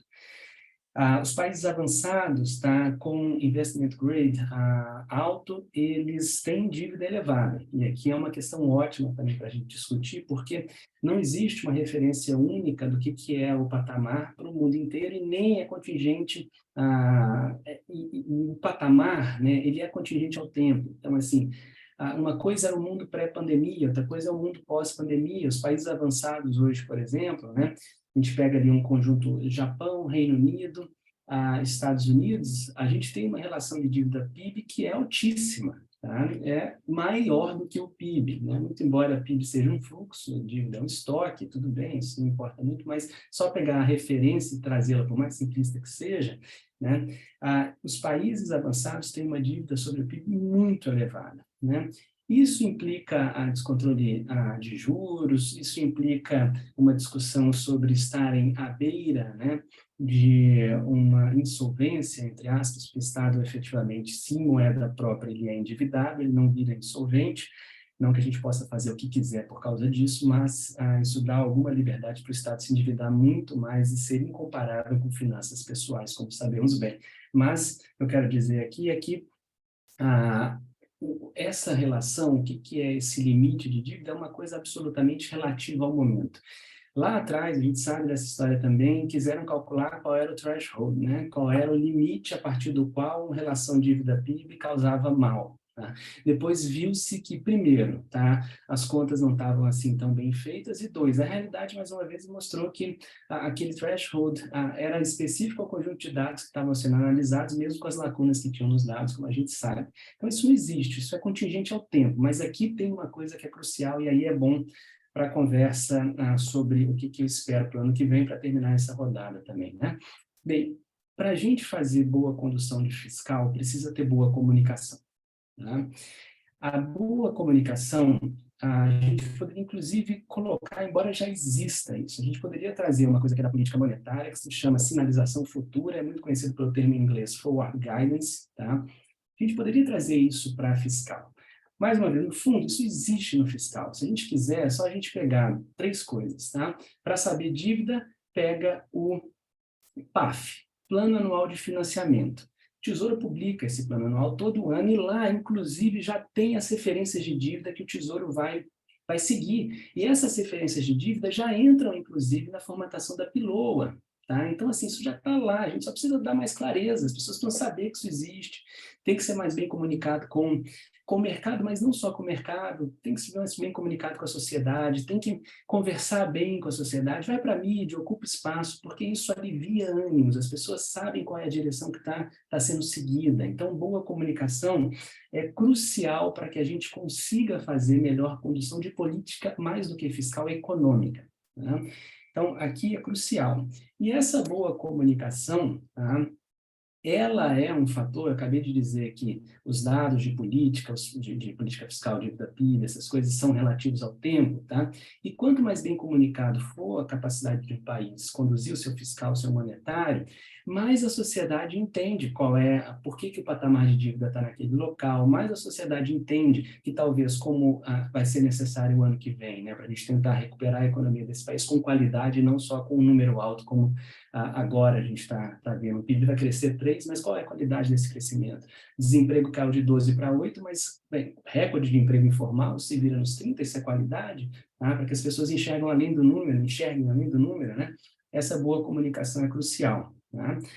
Tá? Confio muito, tá, na capacidade do Fernando Haddad, confio muito na capacidade do secretário executivo dele, né, que é do nosso grupo, inclusive, também o Haddad o Gabriel Galipo, de boa comunicação, tá, de conversar com a sociedade, e aqui, mais uma vez, é mais do que conversar com o mercado financeiro. Tá? A gente pode até chamar de peitar o mercado financeiro, porque, no fundo, é interessante, né? Por que a gente não fala do mercado de trabalho como uma organização organizada, como uma instituição organizada que a gente pega inferências econômicas, a gente pega ideias, opiniões? Por que, em última instância, o mercado financeiro se tornou o mercado, numa economia de mercado, o mercado financeiro é como se ele fosse o porta-voz da economia como um todo? Né? Bem, para a gente poder contrapor a isso, vai ter que ter muito boa comunicação, tá? E vai ter que ter gasto, não tem jeito. A gente não pode, de maneira nenhuma, fazer com que a relação gasto sobre PIB, que está vindo agora, uma relação de 19% do PIB, que ela volte para o teto, porque senão a gente vai fazer uma contração fiscal de 2 pontos percentuais, até 2 pontos percentuais do PIB, né? No momento em que a conjuntura internacional vai mal, se a conjuntura internacional vai mal, a demanda externa deixa de ser um push para o país, a gente reduz gasto, se a gente fosse voltar ao teto, isso faria com que a demanda pública também diminuísse, aí é recessão profunda. Já deve ser um baixo crescimento o ano que vem. Se a gente deixar de usar o gasto público, aí é a recessão na certa, sem falar de onde está a taxa de juros para tentar combater a inflação. Então, não tem jeito, vai ter que ter um gasto, tá? No mínimo mantido no patamar sobre PIB, que é esse colocado agora. É isso, então... Bom, temos mais uma rodada aqui, Fábio. A Daniela, se não me engano, foi a primeira a levantar, e aí foi Evelyn e Demian, mas eu não tenho certeza se foi essa sequência. Acho que a Daniela foi a última, mas ela não falou, então acho que é justo ela falar primeiro. Tá, então quem que foi o primeiro? Foi você? Pelos participantes do Zoom, tá Evelyn, Demian e Daniele. Ótimo, então vamos lá. Evelyn, por favor. Tá bom. Então, eu queria acrescentar mais uma ausência que vem vindo também desde a época do Fernando Henrique, porque os governos Lula e Dilma não foram tão bem nesse aspecto, que é a questão da gestão, tá certo? Que é o caminho para a gente alcançar eficiência técnica. Os economistas não dão nenhum espaço a essa questão. De novo, nós estamos lutando para que essa questão seja absorvida no futuro governo, porque não há, até aqui, sinalização nenhuma de que vai se cuidar disso. E há um desperdício enorme de recursos tá certo? Por má gestão. Então, mas além de nós termos perdido a agenda do planejamento, também perdemos a da gestão em prejuízo de uma qualidade do gasto público.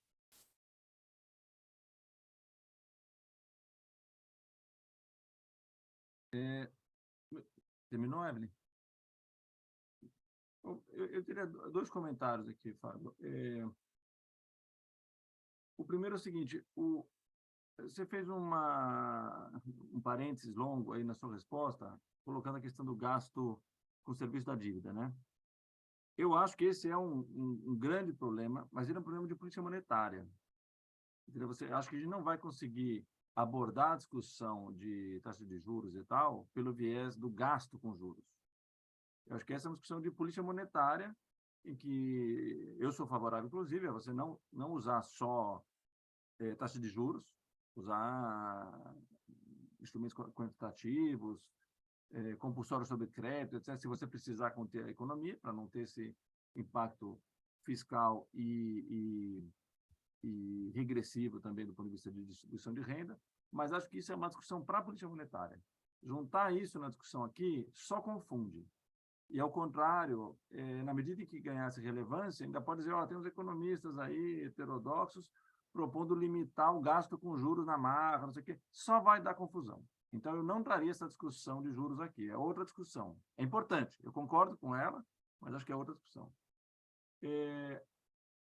Um outro ponto que aí eu comentarei sobre a sua resposta a respeito do perfil de gastos é o seguinte: de onde veio o discurso do teto de gastos falar em eficiência, né? Eu não acho que veio da busca de eficiência dentro do gasto público. Eu acho que veio da ideia de que o gasto privado é mais eficiente que o público. Por isso que eu estou dizendo, se eu limitar qualquer coisa que seja pública, porque justamente foi isso que o teto fez, eu não estou interessado em como gasta, eu só quero que o Estado tenha um tamanho limitado, é melhor para a eficiência da economia, porque é privado. Então, acho que é só isso que estava nesse discurso. E aí você falou, não, então a ideia é que se você tiver o teto, a discussão embaixo vai ser eficiente. Eu tenho uma leitura de que, sim, esse é o discurso, mas ele fracassou, né, porque o perfil do gasto piorou com o teto de gastos, né, ficou mais gasto para militar, mais gasto corporativista, menos investimento público e tal, piorou. Gasto de véspera de eleição, caramba. Então, o que eu acho? Eu acho que seria bom se a regra de gastos, se for seguir por regra de gastos, eu entendi o seu ponto sobre ela é superior do ponto de vista anticíclico, né, do automatismo anticíclico. Eu acho que tem que ser usada para afetar o perfil. Então, você já sinalizou um pouco isso, falou, olha, um teto de gasto, mas investimento está fora, porque investimento produz PIB, né? Eventualmente, alguns gastos sociais estão fora. Quando você faz uma regra de gastos que deixa alguns gastos fora, você está usando o próprio ato da regra de gastos para fazer essa melhoria de perfil. E eu acho que é importante, por quê? Porque politicamente você não tem todos os cacifes do mundo para fazer primeiro uma coisa, depois outra, depois outra, depois outra. O esforço político para criar a regra de gastos é também um esforço político de disputa, como aconteceu, como você falou lá atrás. Então, eu acho que, se for fazer uma regra de gasto agora, eu deveria focar, inclusive, no gasto com, não digo o custeio, não digo o gasto corrente, que inclui social e tal, eu digo o custeio da máquina. Poder ter uma regra, pode até ter uma regra maior para atender a questão da trajetória de dívida PIB, mas o custeio é o ponto que, no fundo, fora o interesse corporativista, não tem ninguém a favor. Porque se você disser, eu vou deixar só o investimento, então tá bom, estradas, outras infraestruturas, etc., estão livres.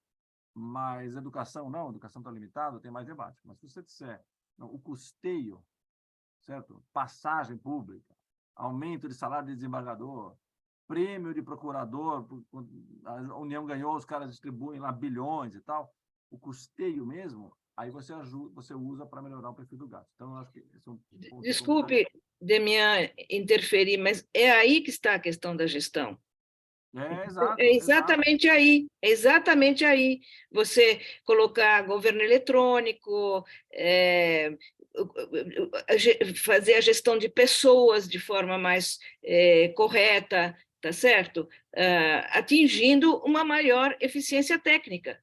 No custeio, é aí. E se você não tiver instituições voltadas para a questão da gestão, políticas voltadas para a questão da gestão, você não diminui o custeio. É isso. Então, entendeu? Eu acho isso. Eu poria isso em destaque, entendeu? Concordando com a Evelyn. E, por fim, eu acho o seguinte, tem uma discussão que é, quando você fala da superioridade da regra de gasto, de uma regra de gasto estável em relação ao ciclo econômico, que está correto, né?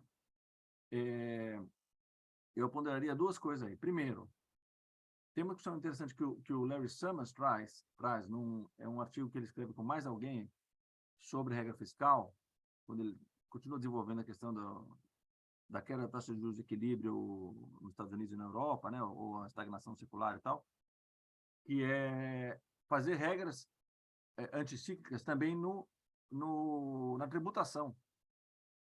Reforçar aquele tipo de tributação que é mais anticíclica, mais sobre tributação direta, no fundo, né?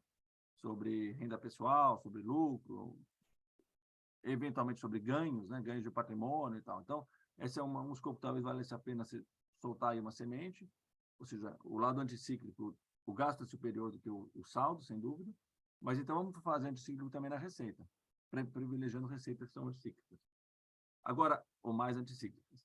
Agora, tem um problema que é a razão pela qual eu falei de saldo e que é a razão pela qual eu tenho uma certa dúvida de gasto, que é o seguinte: hoje a leitura é que existe um desafio em alcançar uma trajetória, vamos dizer, de cruzeiro. Nós estamos fora da trajetória de cruzeiro. O seu argumento sobre gasto, regra de gasto anticíclico, ele dá conta da questão quando nós já estamos nessa trajetória de cruzeiro. Ou seja, a trajetória da dívida pública está ok, com o perfil de gastos que nós já temos, com o perfil de receita que nós já temos. Beleza, eu ponho uma regra de gasto, eu dou um espaço para o gasto crescer um pouquinho ao ano, e quando a recessão vier, o gasto não vai cair, porque ele é baseado numa regra sobre o ano anterior de crescimento, ele ajuda a segurar a economia. Quando tiver um boom, o Estado não reforça esse boom porque eu não gasto mais. Beleza. Só que hoje nós temos que alcançar esse estado de cruzeiro, por assim dizer, voo de cruzeiro. Por quê? Porque nos últimos anos a dívida pública continuou a crescer, a arrecadação caiu, nós estamos rodando a déficit primário. Então, déficit primário, obviamente, não é sustentável quando você tem juros reais na dívida pública. Então, a minha preocupação sobre saldo é, ok, mas como que eu vou para esse nível de cruzeiro? A versão liberal, vamos dizer, de direita, corta mais gasto.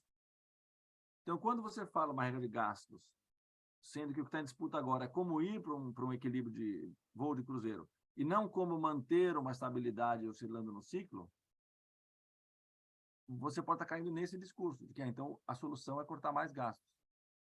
E você não consegue cortar o gasto, aquilo que a Evelyn falou, que eu concordo, que eu também falei, de custeio, é gradual. Você não consegue reduzir salário no Brasil. Você também não consegue demitir funcionário público. Então, o cortar gasto vai ser social e vai ser investimento. Vai ser exatamente o que aconteceu nos últimos anos. Então, talvez um jeito de fazer, pensei agora aqui, para vocês avaliarem no seu grupo, é o seguinte: ok, eu vou ter uma regra de gasto que tem todas as vantagens quando nós estivemos em velocidade de cruzeiro, ou seja, ajustados o nível de receita, o nível de gastos, com um perfil de gasto público satisfatório, que vai dar uma tendência estável a longo prazo de dívida pública, mas para chegar nessa tendência estável de dívida pública, eu vou pôr um imposto novo. Entendeu? Digamos que eu precise em vez de ficar rodando a um superávit primário zero, quando a economia cresce 3%, mais ou menos esse ano aqui, eu preciso de 2 de superávit primário, para uma economia de crescer 3%. Ok. Essa é, no fundo, a discussão que está tendo hoje. De onde eu vou tirar esse 2%? Do gasto ou da arrecadação? Então, eu diria, olha, o gasto hoje eu vou melhorar. Eu não vou continuar dando privilégio para militar e vou procurar manter o gasto social, sei lá mais o quê. Certo? Não vou cortar a bolsa de estudo de R$ 1.500 por mestrado, enquanto é general ganhando 100 mil. tudo bem. Mas se tem que fazer um ajuste para essa trajetória, esse primeiro ajuste eu vou pôr. Por exemplo, vou pôr uma CPMF, estou chutando aqui, uma CPMF por 10 anos, até a dívida pública cair não sei quanto. Ou vou pôr uma tributação sobre patrimônio pessoal. 0,5% do patrimônio ao ano. Entendeu? O ajuste, você tem que olhar a receita. Se você fica só na regra de gasto, vai vir agora isso aí. Então, onde é que vai cortar para a gente fazer uma trajetória de dívida pública solvente, estável? Enfim. Era isso. Obrigado. Muito bom. A Daniela caiu, mas ela voltou. Você quer falar, Daniela? Senão eu vou passar a palavra para o Fábio. Então, Fábio. Tá bom. Daniela, depois quiser falar, a gente colhe. Então, só para pincelar aqui as ótimas colocações da Eva e do Demian, a discussão sobre gestão, ela efetivamente ela é maior do que uma discussão sobre governança dentro de regime. Quando a gente traz governança, né, a gente está tentando falar de instrumentos para averiguar se existe boa gestão, para tentar auxiliar uma boa gestão, instrumentos como spending review, avaliação de política pública, monitoramento, mas gestão é maior do que isso. Tá? Então, numa regra, a gente consegue trazer mecanismos de governança que contribuam com boa gestão, tá? Mas é preciso, mais do que isso, é preciso criar-se uma política para se fazer a boa gestão da coisa pública no país como um todo. Reforma administrativa no Brasil deveria vir neste sentido.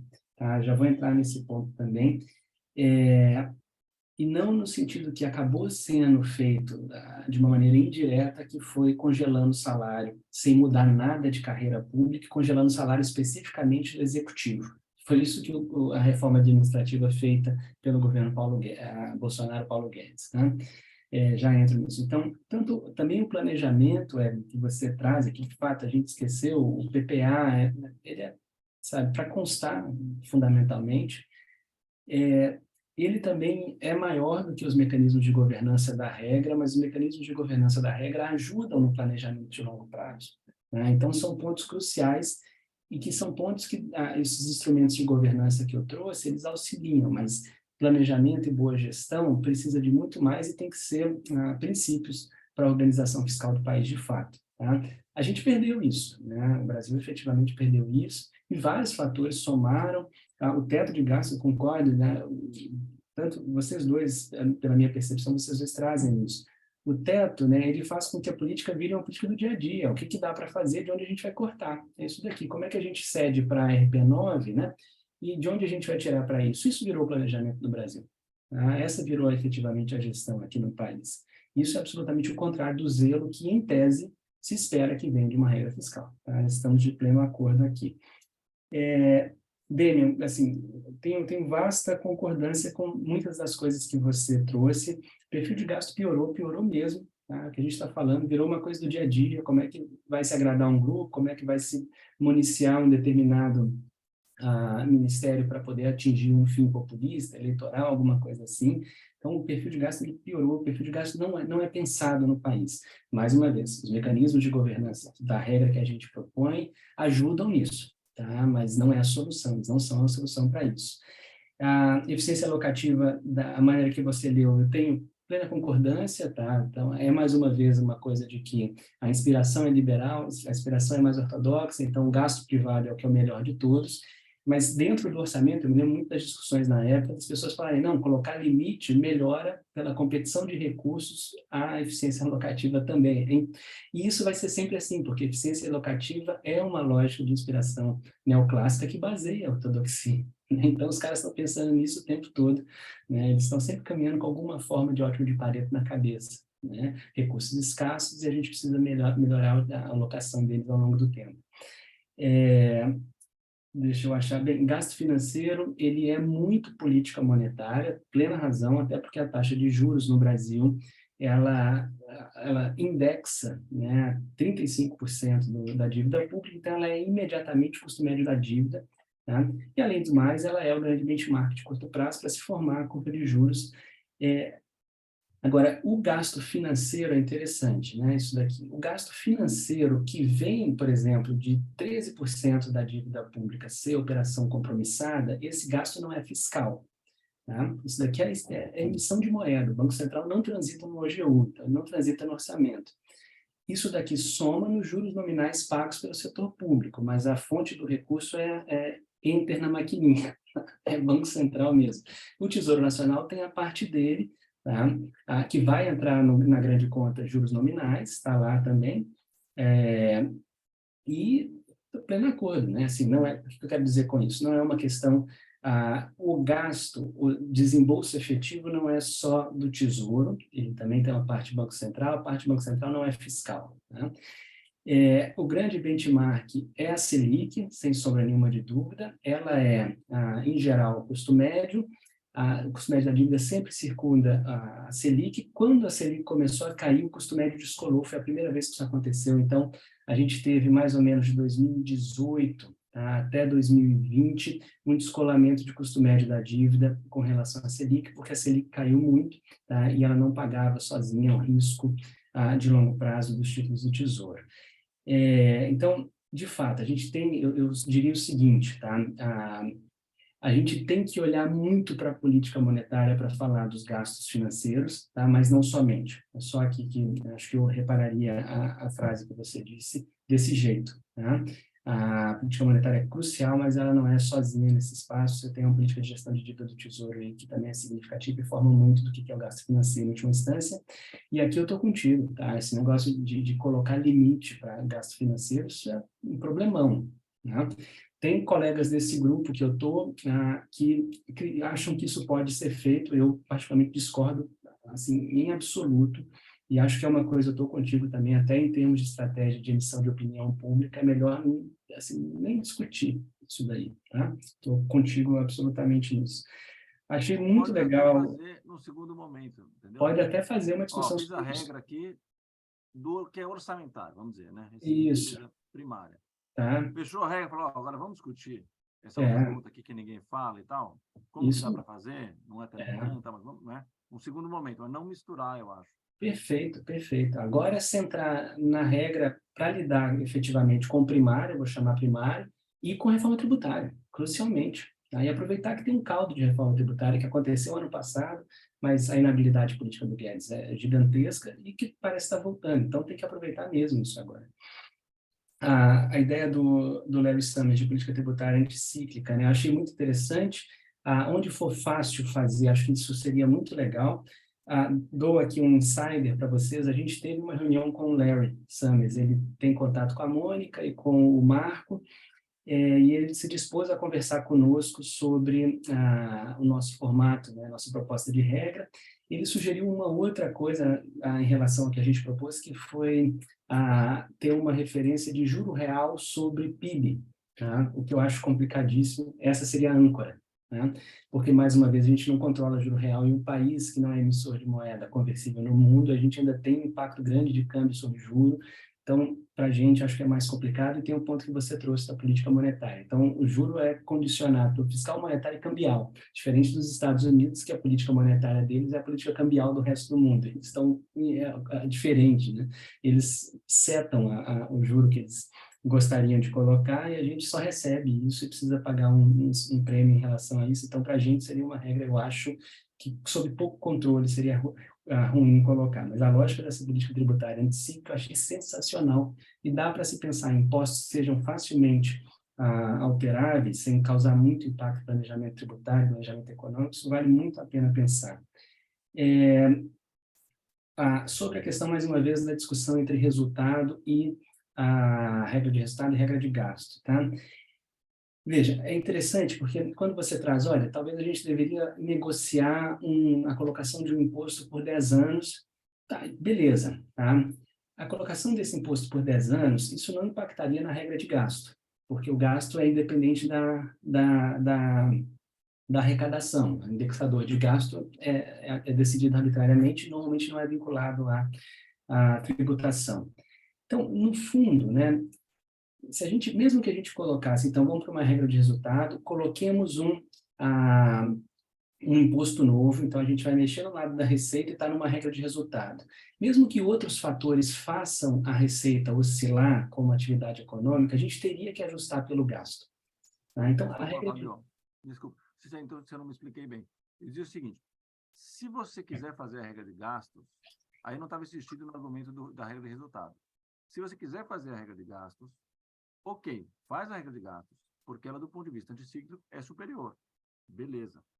O meu ponto só é que, se a gente só falar, vamos fazer a regra de gastos, como tem que fazer um ajuste agora para fins de trajetória da dívida pública, só para esse ajuste eu ponho um imposto a mais. E esse imposto a mais, vamos dizer uma CPMF, seria dedicado só para reduzir a dívida. O meu ponto é, aí eu faço a regra de gastos. Aí não tem problema com a regra de gastos. Por quê? Porque a regra de gastos ela sai, vamos dizer, de um patamar atual. Sai de um patamar em que não dê para pagar o mestrado no fim do mês e que não fique sem Bolsa Família. Entendeu? E tem algum investimento e tal. Aí eu posso fazer uma regra de gastos. Esse seria um discurso duplo. Regra de gastos superior porque ela dá previsibilidade, porque ela permite até melhorar a gestão, linha da Evelyn, né? Eu tenho visão, longo prazo, não fico cortando no último trimestre o dinheiro que faltou. Ela é anticíclica, maravilha. Mas, como nós temos que fazer um ajuste para reduzir a dívida nos próximos 10 anos, eu vou pôr um imposto e não vou gastar esse imposto. Entendi. Esse imposto é só para reduzir a dívida. Perfeito. É isso que eu quis dizer, entendeu? A sua proposta é ótima. Você está dizendo basicamente o seguinte, não vamos colocar tudo no gasto. Se colocar vamos fazer um nível de gasto adequado, e se você quer reduzir dívida, vamos temporariamente pôr um imposto. Legal. Tem um monte de gente que não paga imposto. Tem um monte de gente que ganha muito mais de ter ativo financeiro do que o que paga de imposto. Legal, perfeito. Pleno acordo. E, por fim, só para comentar, comecei a falar sobre isso, né? A gente passou no Brasil agora, nesses últimos 5 anos, tá? Agora, em 2023, a gente completa, efetivamente, 5 anos sem reajuste no executivo, tá? Sobretudo executivo civil. Tá? As forças militares e as forças policiais tiveram reajuste, mas o executivo civil não teve. Tá? O meu salário está o mesmo desde 2017. No governo federal. No governo federal, que é a maior, né, digamos. Estou chamando a atenção para ele. 10% da força de trabalho no setor público. 10%. Ah, não, sim, mas eu digo em tamanho de folha, né? A gente tem 3% do PIB, salvo engano, né? Agora, isso, né? Veja, a gente no final da história chega mais ou menos com congelamento de pessoal, né? No executivo, eu chamo a atenção, federal, e a gente chega no mesmo lugar que se quer chegar, de certa forma, com uma reforma administrativa, que é a redução de custo com o pessoal. Mas uma reforma administrativa não pode só ter essa intenção, ela precisa trazer, por exemplo, o que a Evelyn comentou, tá? O que o Demian comentou, que é a forma de nós buscarmos gestão, eficiência, maior punibilidade, métricas mais razoáveis de progressão, tá? A gente tem que buscar tornar cada vez mais profissional o serviço público, quem oferta esse serviço público. Essa é a lógica.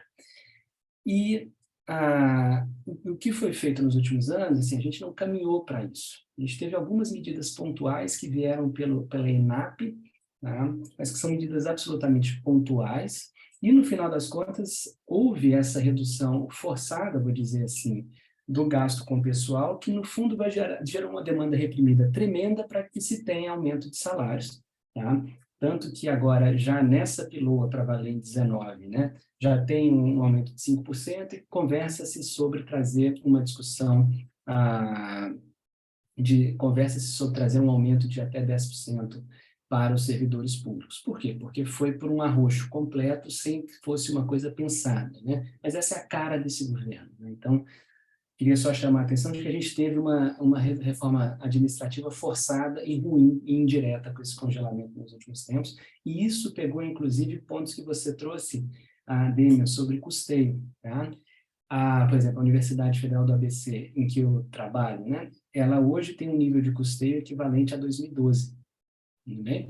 Não vou dizer que isso é bom, tá? O papel que a gente usa pouco já, mas o papel é ruim, falta giz. Tá? Então, assim, de vez em quando cai pedaço do telhado e não se repara. Né? Claro que não foi isso que você disse, estou dizendo só que a gente fez uma reforma, uma redução de custeio, a revelia de boa gestão, mas foram fechando, de fato, várias das fontes. Isso vale para o Executivo Federal. Quando a gente olha para o Legislativo Federal e para o Judiciário, né, a coisa é bem diferente. Aí a coisa é bem diferente.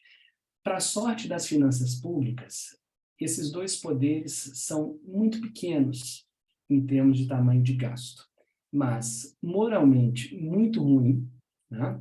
E mais do que isso, né? Quando a gente tem rigidez orçamentária, quando o cobertor é curto, mesmo que pequeno no orçamento, qualquer sobra, qualquer melhoria poderia virar política pública para quem mais precisa. É isso, Daniela. Oi, agora. Vocês estão me ouvindo? Então, É que está bem ruimzinha a internet aqui.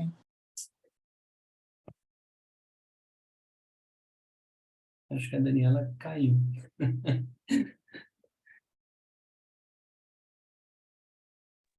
De novo, né? Ela novo. foi falar. Bom, mas nós estamos caminhando para os finalmente, né? Acho que tem bons elementos aqui de reflexão. Não será fácil. Ô, Cris, desculpa, só uma observação que não sei se ficou... O Fabinho, você está discutindo isso com o Galípolo e com o Haddad também, né? Não estou não. Só comentei dos dois para ressaltar que ambos certamente têm extrema capacidade de fazer boa comunicação. Não, mas com o Galípolo você andou discutindo o ano passado ou você andou discutindo com o Gabriel? Agora o Gabriel está muito tarefado agora, né? Mas a gente sempre conversa sobre monetária, fiscal, sobre economia em geral. Tá. Tá bom. Tem acesso ao que eu penso e tudo mais. Mas o que eu mencionei dos dois aqui foi para chamar a atenção de que são excelentes gestores com imensa capacidade de fazer excelente política econômica e fiscal no país. Olha, a Daniela voltou, vamos ver se ela consegue. Oi, eu vou abrir só o microfone, tá? Tá bom. Então, obrigada aí, Fábio, pela exposição. Eu queria voltar até para uma fala que você falou no final do último bloco aí do que você falou em relação à comunicação, né? Isso vai de encontro também ao que a Cristina falou, ao que a Evelyn falou.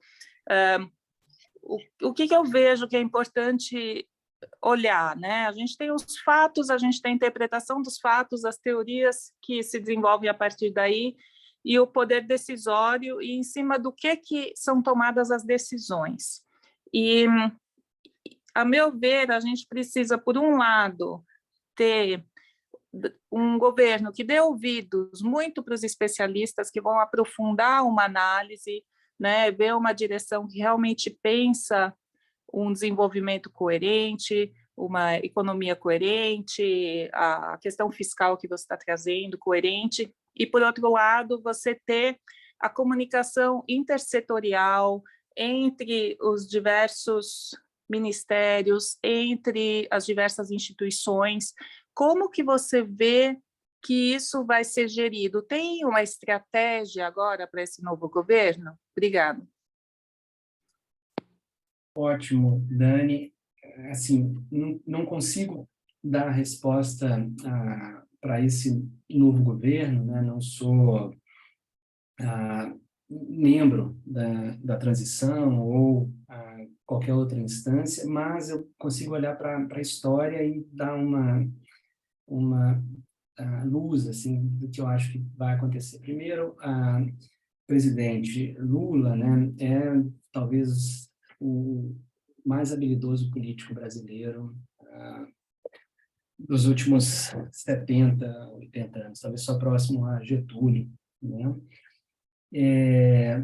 E o vice-presidente Geraldo Alckmin também é uma pessoa com habilidade política, isso, portanto, forma uma dupla de presidente e vice que tem bom tráfego, e isso é crucial para que a gente retome a normalidade. Agora, uma outra coisa, né? A gente tem um Congresso difícil, né? Um Congresso que é muito centrão, que a direita bolsonarista também não é desprezível, e mais, né, particularmente, aqui acho que foi uma estratégia muito acertada para o bolsonarismo, ruim para o Brasil, que foi centrar fogo no Senado, né? O Senado é uma casa menor. O Senado normalmente tem não vou chamar de domínio, mas a bancada norte e nordeste aqui normalmente decide as coisas no Senado, né? E o bolsonarismo foi capaz de indicar vários senadores e eleger vários senadores, e ali vai ser mais delicada a negociação política, mesmo com habilidosos negociadores como Alckmin e Lula. Agora tem um outro caminho, né, que foi o que Lula fez em 2003, quando ele ganha a eleição em 2002, mas ganha sem base, né? Então, o que ele fez? Ele cria e bota força no Conselho Nacional de Desenvolvimento Econômico e Social, o Conselhão. E o Conselhão é como se fosse uma segunda esfera de representação da população. E nesse Conselhão você tem desde Johan Peter Gerdau e Paulinho da Força, e gente do MST, todo mundo conversando e dando diretrizes para o que deve ser feito no país. E o Conselho vai, né, para o Congresso o governo pega as coisas do Conselho e leva para o Congresso. Como é que o Congresso vai contra, né? Então, estou vendo que você comentou que foi desmontado. Sim, foi desmontado, espero que volte, né? O governo Dilma, né, foi, no fundo, não o responsável não por desmontar, mas o governo Dilma já deixou de usar o Conselhão, tá? Coisa que o governo Lula usou por todo o seu mandato, primeiro e segundo, lá, 2003, 2010. Então, acho que esse é um caminho para que se possa implementar a política, mas mais do que isso, fazer o que você trouxe, tá? Caminhos de construção de boa conversa. E aí, membros do governo, claro, ministros e tudo mais, são parte do Conselhão, eles estão ali articulados, né? E, claro, construir uma boa casa civil, né? Então, isso eu acho que a gente vai ter. O Rui Costa, pelo que eu sei, é muito habilidoso nesse sentido, então espero que funcione bem. É política, que é boa política. Evelyn? Eu vou dar uma resposta mais institucional para essa questão que a Daniela levantou. Nós estamos trabalhando para ascender a OCDE, e uma das questões que a OCDE coloca é a formação de um centro de governo. Isso, para ela, é bastante importante. Então, esse centro de governo justamente inclui a questão da avaliação de políticas, a coordenação com níveis de governo, etc. O Rui Costa tocou nesse ponto numa entrevista que ele deu essa semana para a Globo News. Mas, na verdade, isso não está, de fato, explícito, por exemplo, nos grupos de transição. O grupo de planejamento, orçamento e gestão é frágil, tem o olhar sobre o orçamento, tá certo? Mas não sobre justamente todo esse trabalho de avaliação e coordenação, como a Daniela apontou, sem prejuízo de todos os outros elementos que você, Fábio, mesmo colocou.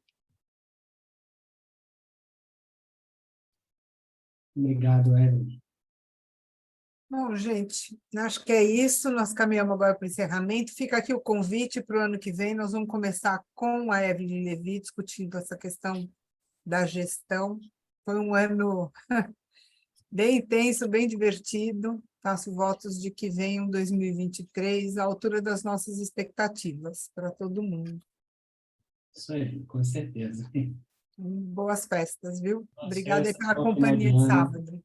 É, E se todos concordarem, eu vou postar no YouTube. Se vocês não se incomodarem, tudo bem? ótimo. Ótimo. Eu De queria acordo. agradecer não só a apresentação do Fábio, parabenizar o Adami e agradecer a cada um de vocês por me deixarem participar. Eu tenho aprendido muito e isso é muito importante para, digamos, as pontes entre essas diferentes áreas de conhecimento, tá bom? Muito obrigada. Obrigado a você, obrigado. Obrigado, Evelyn. Um beijão Abraço no a coração de todos. todos. Um feliz